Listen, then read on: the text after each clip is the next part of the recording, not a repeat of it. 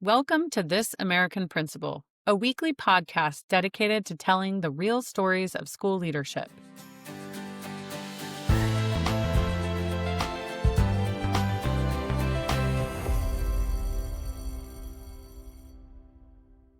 Today we're joined by Mele Benz, a thoughtful, experienced school leader who embodies what it means to lead with courage. Upon meeting Mele 4 years ago, I could sense she had a gift for navigating tough conversations with empathy and honesty. After hearing her stories of questioning a school's high-performance legacy and giving difficult feedback to a veteran teacher, I see now why her staff trust her and love her. They know that she leads with integrity, always doing what's best for the organization, while also respecting the needs of her staff. This episode is more than about leadership. It's about how authenticity builds relationships, even when the work is hard. I became a principal down in Modesto. I was in school there. First, I got my master's degree, and then I was working on a doctorate as well. My husband lived up here in Chico. We'd been dating long distance, and then we got married, and we were still long distance, which I think seemed funny to our friends and family when we sent the announcement of where we were going to live, and it said, he's going to be in Chico and she's going to be in Modesto. I'm sure folks were like, what are these people doing? But that just made sense for us at that time with my job and what I was working on academically. So I got a phone call from a former classmate. They had started a charter school, and was I interested in applying for the director position there? This is when I was pregnant with my son, who's now 13. We had been wanting to move back to Chico, so I said yes, I was interested, and I interviewed for that job very pregnant, and got that job and worked there for 2 years and drove 45 minutes across the valley to that new little startup. That was a wonderful experience. However, I had my young son and was soon to have another child, and I really wanted to be closer to home. So Chico Unified had a number of positions open. And when I interviewed for Chico, the first interview I was in was with 3 schools together. That was quite an experience. I'd never been in such a big panel interview. Ultimately, I was hired to serve one of those schools. And I happily started working at a really high performing school for this, really for any area, but especially in this area.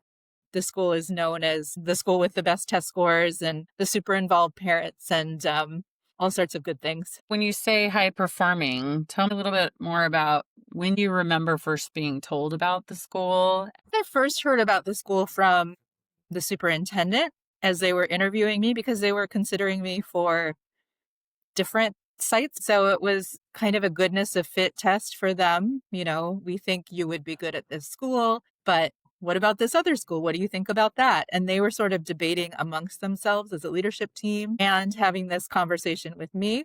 I think one of the first things that really tipped me off about the culture of this school was in my second interview with them. I was sitting with their senior leadership, and they had these lists that they'd put together. I thought they were wonderful. These lists of leadership attributes that each staff had come up with that they wanted for their next leader, and they shared with HR. So they showed me the list for the school I was hired for, and it was a full page from the teaching staff. I could see the other lists on the other side, and they were not even halfway down the sheet of paper with those schools.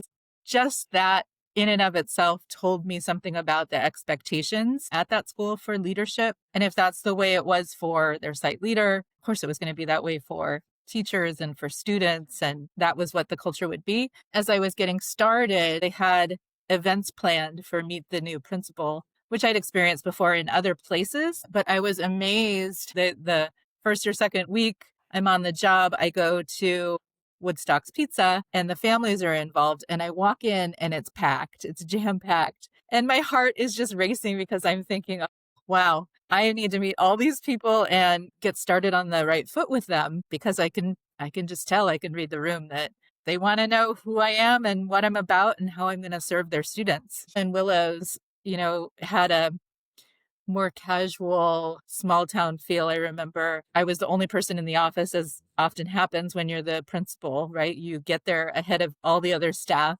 And when you're brand new, that always feels funny because you don't really know where anything is. You feel like you open the door, you've got the key, and then you're just sort of walking around trying to find the lay of the land, looking in cupboards, and it feels strange, but that's been my experience in pretty much every place I've worked. And in Willows, I'm in my office in those early days, and I just had random people kind of stopping. They said, "Oh, I saw your car parked outside. I figured you must be the new principal. I wanted to come in and meet you." Yeah. And that was really neat too, but pretty different from how it What was, you experienced on Chico. my experience in that office in Willows was cleaning out the dead cockroaches that were on the floor. That just happens in the country, but there are these big old dead cockroaches. And I'm like, all right, where's the broom and the dustpan? I got to find these things so I can sweep out my office. You got to work. Such a metaphor for what's to come, huh? Exactly. Yeah, it's interesting because I became a principal pretty young. I was in my early 30s when I first became an assistant principal. So by the time I was working at this school, I had 7 years of leadership experience under my belt. So starting the job young, I didn't necessarily appear the way people expected a principal to appear. It was just interesting as I was meeting people, hearing from them what they had already heard about me. And there was definitely sort of some talk about what my education had been, what my experience had been. I sort of felt like maybe I had a little bit of a PR team in those early days because the things I was having reflected back to me were generally positive, that they'd heard I was well educated. I'd had success in other schools. I was outgoing. I wasn't from this area. I would bring something new and different to the school, to the district. The principal who'd been there before me was there for 13 years, retired from the position, which I thought was a really good sign. When an administrator has longevity in a place, that bodes well. At the same time, the district was engaged in some conflict with the teachers union, and they were threatening to strike. So here I am coming in new, trying to build relationships and get to know people. And I think it was maybe my second staff meeting where the teachers union had decided that until they could negotiate the contract that was favorable to them, they would have silent staff meetings and teachers wouldn't speak in the staff meetings.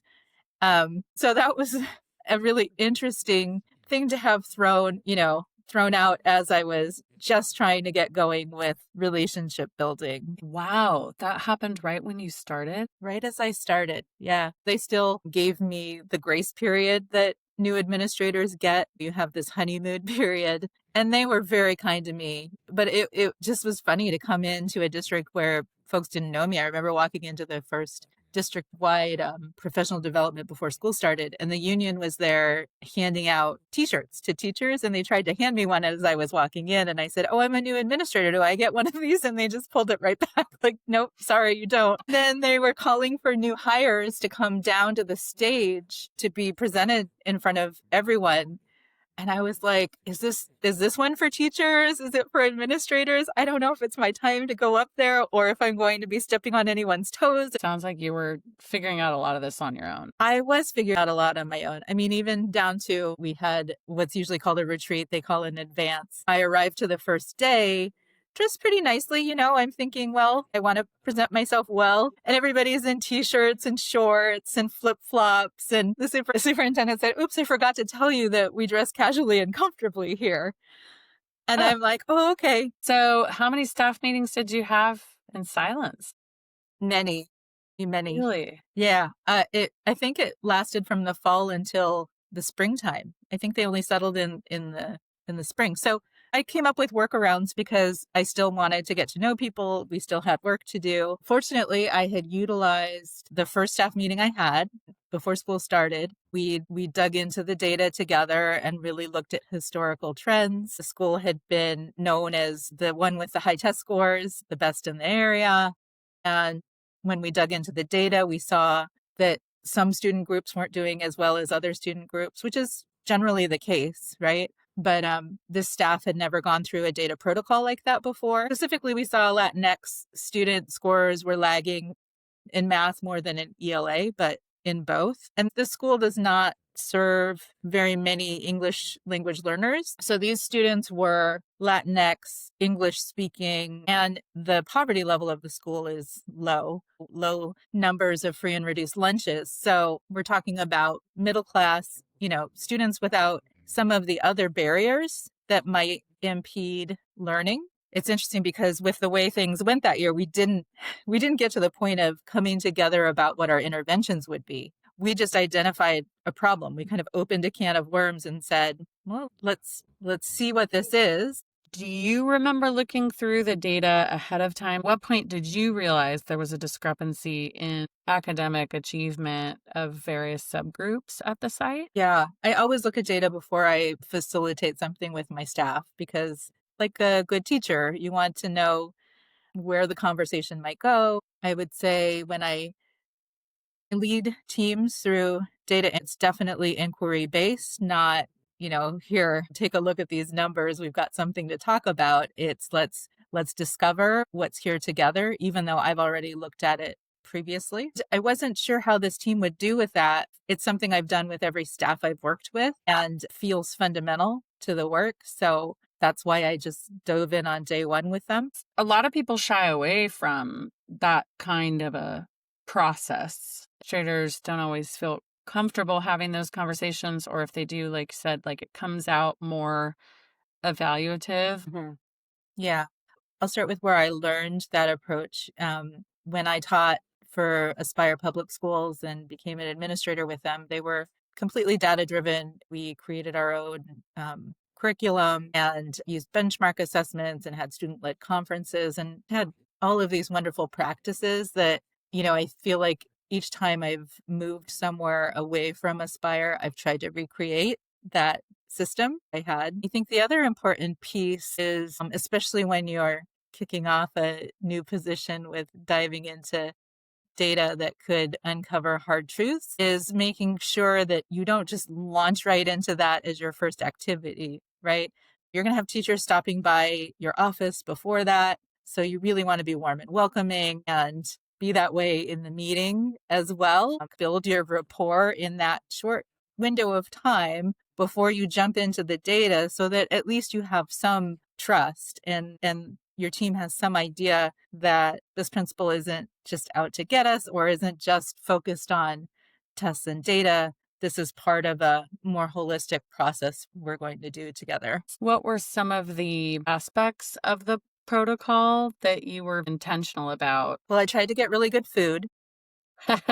Whenever I'm with a new team, I try to, actually not just a new team, all teams. The last team I worked with, we made it a point to get food from meetings that each person liked. And then I had the great fortune of assigning someone to be, I think we called her the snack master at our meetings. And she was fantastic at bringing us like charcuterie boards and just amazing snacks for after school. Yeah, the best. Did you have to pay for that out of pocket? I'm sure I paid for some of it out of pocket, but you do have to be careful with how you buy food because certain pots of money, it's a non-allowable expense. So right. Typically I would work with my PTA to get some funding for staff meetings. Yeah. Okay. So you had good food going in. You had this data. Mm-hmm. What else were you mindful of as you approached that conversation with a new staff? I knew from talking with district leadership that the staff hadn't done data analysis where they were looking at their own, well, probably looking at their own data, but not looking at other classroom data, knowing that, okay, this is my class, this is Joan's class. How did we do in comparison to one another? I had the sense from district leadership that could send some people. So I was mindful to keep the analysis at the school level and at the grade level. We didn't disaggregate by classrooms, but I knew that was my goal, to work towards disaggregating by classroom down the road. I did really want to build trust at those grade level team meetings so that they could have real conversation about instruction. What are you doing that's yielding these results? Who are the students who are really challenging, and what suggestions do we have for one another? So even though that was your long-term goal, you stayed at that school-wide and grade-wide level in order to look at overall trends. We did, and then disaggregated by subgroups. What are the various subgroups that you looked at? The significant subgroups at that school at that time were white students, Latinx students, So by racial and ethnic background? yeah, and also socioeconomically disadvantaged as well. You said there wasn't a big EL population, English learner population? Correct. Correct. The school was 650 and we had 13 ELs, I believe. So when I say not significant, I mean really small. We should probably also clarify it was an elementary school. Yes. It Okay. was, at that time, it was a K.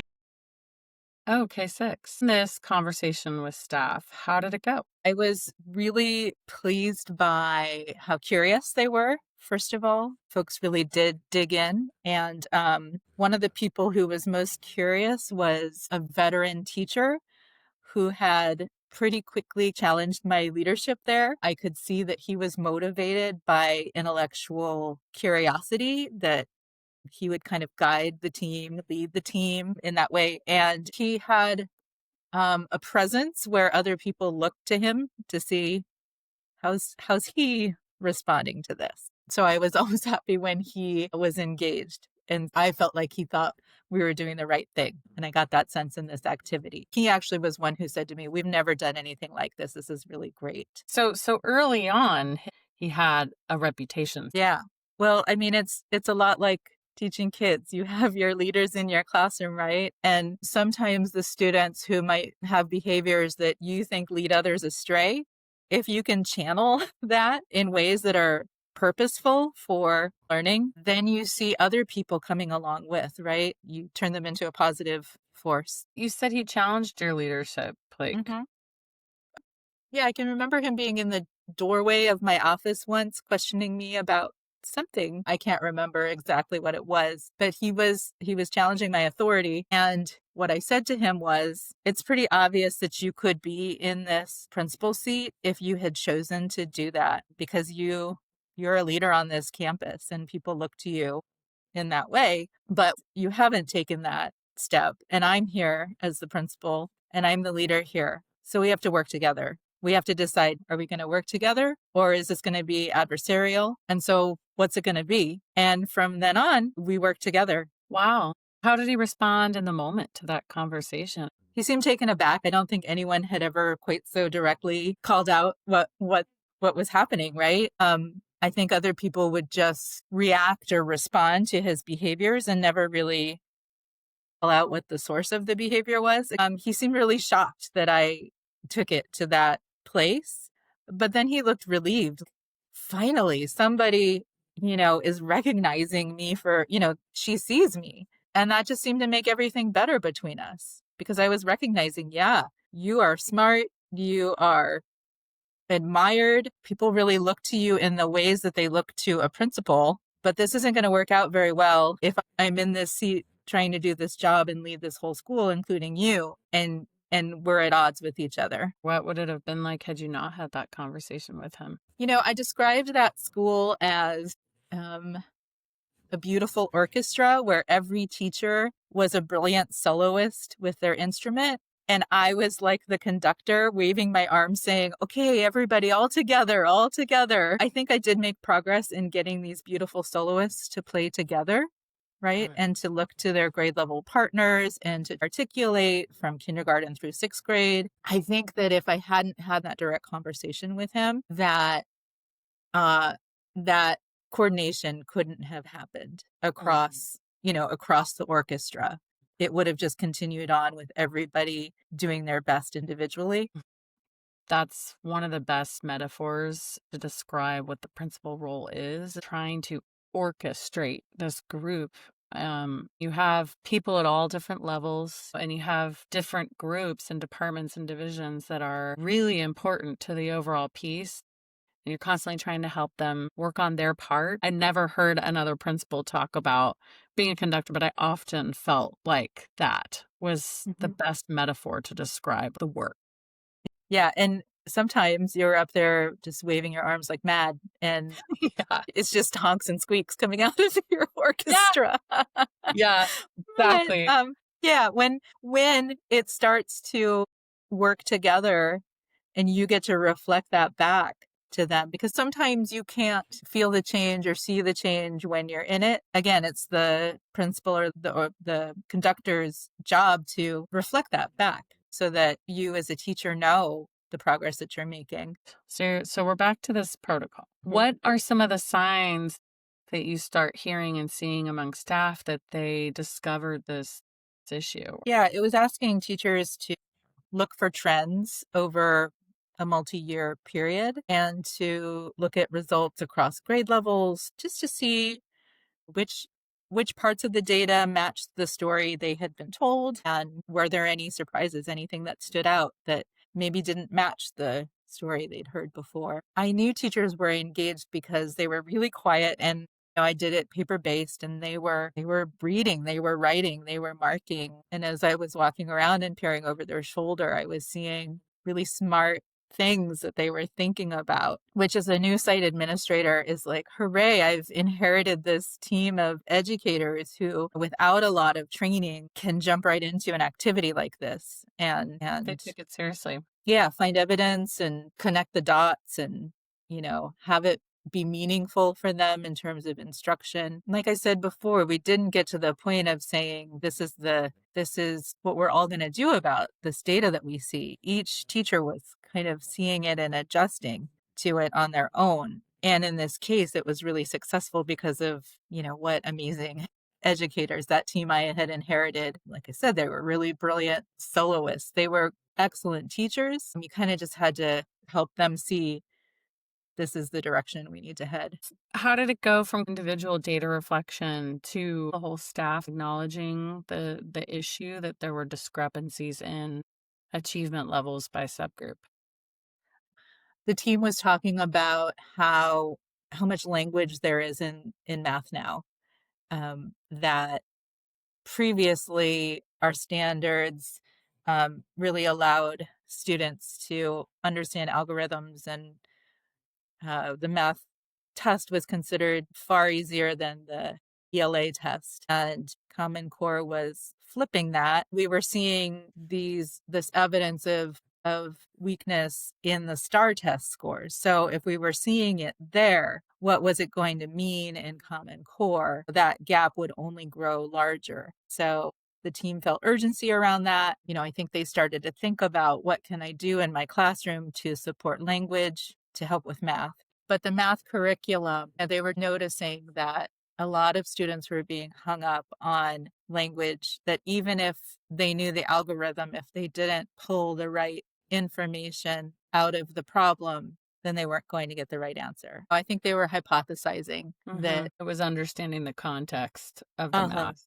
uh-huh. Mhm. Yeah. We didn't form goals at a school level, but really that would have been hard to do with the way meetings shifted to silent. I did have a PLC meetings with the grade level teams, and we Okay. formulated goals. We were able to track Latinx students and progress through the year to see what those trends were in comparison to the trends that we saw in that analysis we did early on. Were you ever challenged by this prolonged sort of stance the teachers were taking with the silent staff meetings? I do think it would have been beneficial to talk in the whole group. However, I'll also say that having to work around it led me to be more involved with the teachers in smaller groups, in their grade level teams or individually, which probably served me really well in that first year in terms of building relationships, right? Because I wasn't relying on that whole group setting. Opportunity. Yeah. Yeah.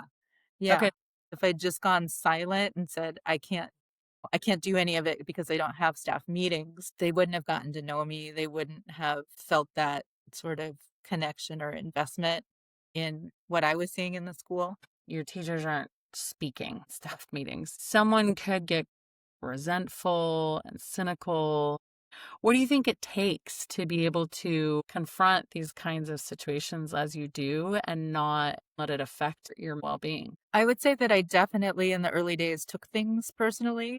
I developed another analogy for myself to help with my own regulation when it comes to those difficult conversations. I started to see myself as a lightning rod, that sometimes people's energy would be directed at me, but it might not be about me specifically. I could just let that energy flow through me and into the ground, and I'd be okay. So that's one thing that helped, I think.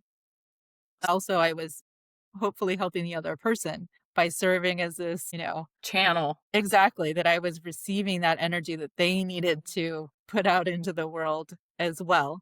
I think for me it's about mindset. And the way I've developed my mindset has been through conversations with mentors and colleagues, people I admire, through reading and researching, trusting myself, listening to myself. When you reflect on that protocol, that really is the essence of equity work, right? How is our school system performing across various student subgroups? We're sort of evaluating school trends against what we would hope to see. Our hope is that we are equally successful across various groups. Did you use the word equity? And or do you think you'd run that same protocol if you were leading that school in today's climate? Yeah, that's a good question.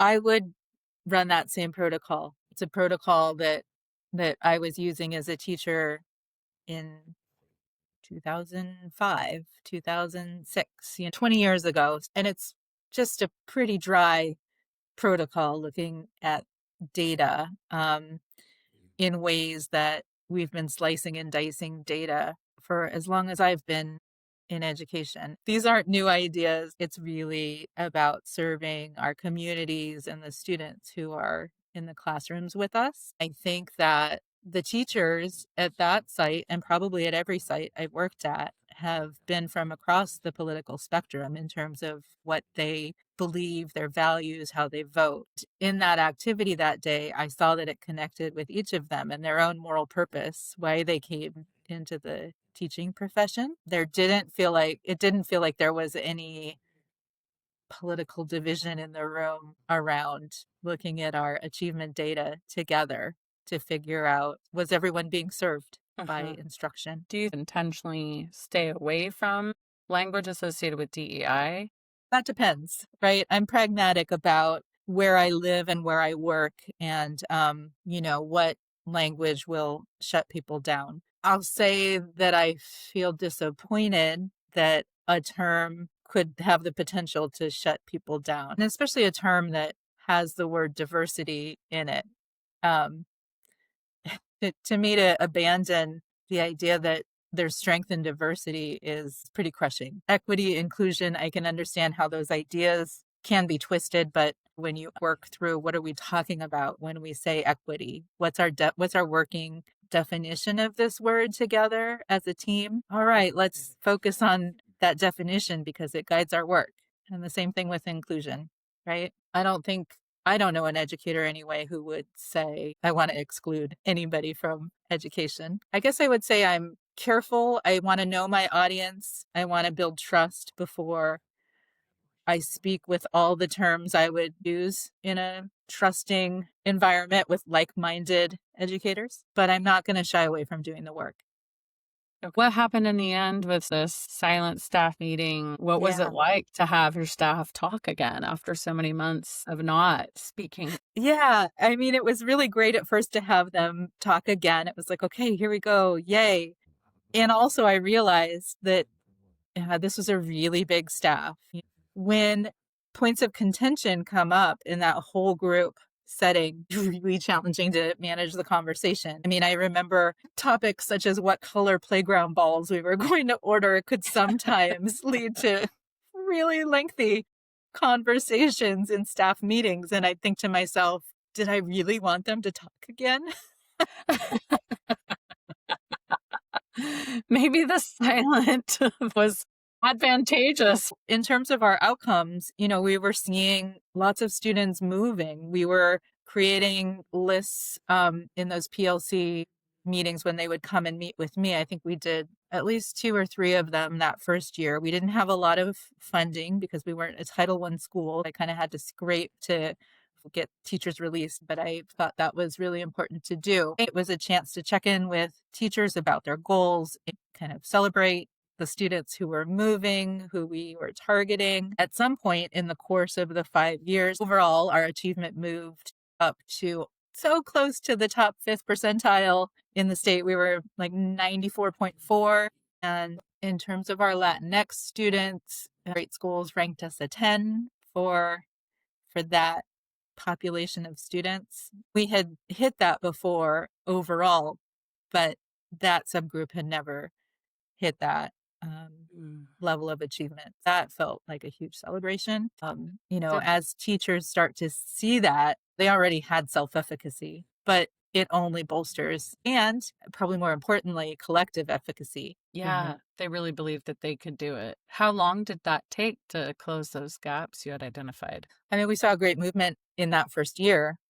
Wow. And mostly just continued to move up. I think year 5, we had a little dip in overall achievement, but still lots of growth. And that was actually year 5 was when we were recognized as a distinguished school. So the district had moved me to another site, and I got to go and back and celebrate at Disneyland with that team because we had achieved that together. That's a great ending to a fantastic story. If there's one piece of advice you would give to principals, what would it be? I think it would be to lean into the difficult conversations and not to avoid hard truths. There can be this superficial politeness where it appears like a team gets along and has chemistry, but it's really just superficial. Teams are more effective when they can handle conflict in a healthy way with each other.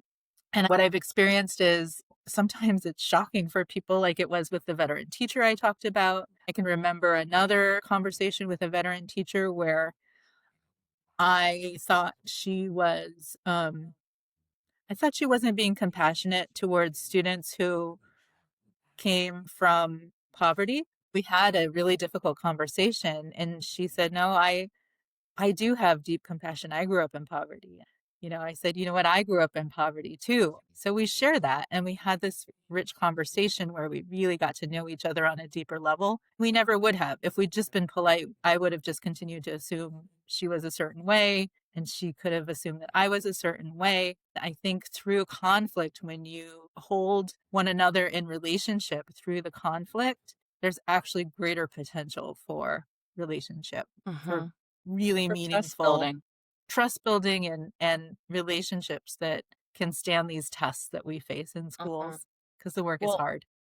Yeah. I think what you're talking about is challenging your own assumptions.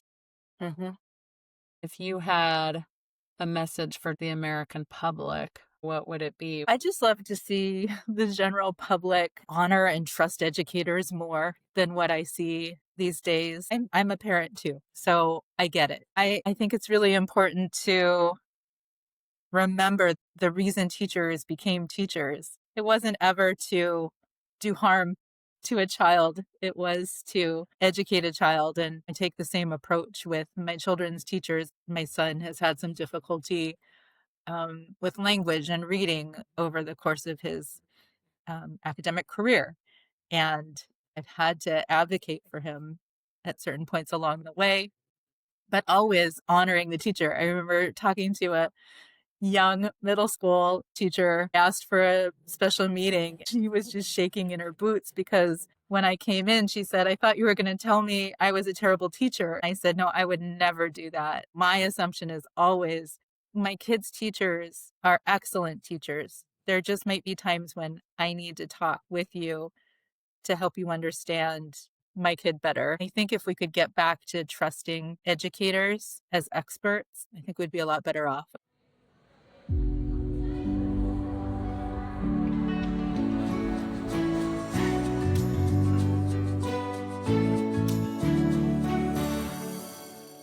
Thanks for listening to This American Principal. If today's story resonated with you, share this podcast with a colleague, a friend, or anyone who needs a reminder of just how hard and how vital school leadership really is. If you've got a story of your own, head over to www.leadingforlearning.com to share your experience. Because this isn't just a podcast, it's a community. Together, we are lifting up the voices of the people who make schools work. Until next time, Keep leading with courage, clarity, and heart.